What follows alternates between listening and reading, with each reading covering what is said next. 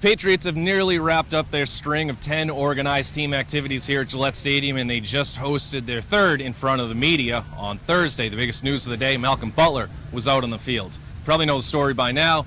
A weather issue made him late to the first OTA a few weeks ago. He was sidelined for disciplinary measures, and now we've seen him on the practice field for the first time. Interestingly enough, he got some quality reps right alongside Logan Ryan. And he's a guy who I think by the end of the summer has a very good chance to win a starting job. And maybe something like this didn't bury him to the extent that we saw Jonas Gray get buried last season. No, but it's all kind of blown up because of the length and severity of the punishment for basically voluntary workouts. But as you've pointed out, and you also broke the story, he's kind of the perfect guy for Bill Belichick to pick on right now. Super Bowl hero. Belichick wants to turn the page, move on to this season. Yeah, we're just concentrating on today. I'm not really talking about the past, not last week, not last year. We're out here working on stuff today, and we're getting stuff done. I think it sends all kinds of messages for Belichick to ground this kid, keep him off the practice field for not showing up on time, even though it was a plane delay. And we talked to Malcolm Butler today. He didn't want to get into the specifics of the problem. Do you agree with the punishment?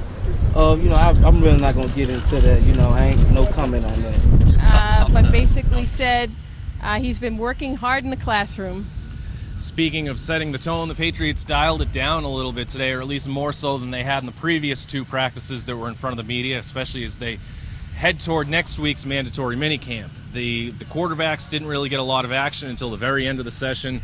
The 7-on-7s and 11-on-11s were mostly offense versus offense, so they were very light speed. Brady got one stretch of 7-on-7s at the end of practice, was 11 of 12. The only incompletion was a drop by James White. I'd say they were at three-quarters speed, so not a lot to read in there. Garrett Gilbert got to throw the ball in team drills for the first time that we've seen, again, only in these three practices. Who knows how much he's throwing it in the other six that have been private workouts so far. Gilbert was 6 of 14, a couple drops, one receiver fell. Not the best showing, but, I mean, the Patriots aren't planning on Garrett Gilbert getting any snaps in September anyway, but still, nothing from Garoppolo. But again, not too much to read into this whole thing, just because it was such a lighter workout in comparison to the first two that we had seen.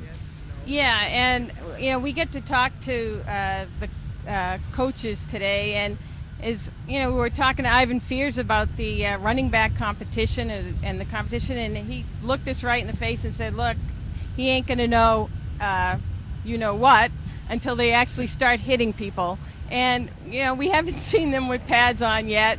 They're in shirts and shorts, and being in shirts and shorts really doesn't tell us a whole heck of a lot. So when they finally get pads on and they start hitting people, we might be able to tell you a little bit more.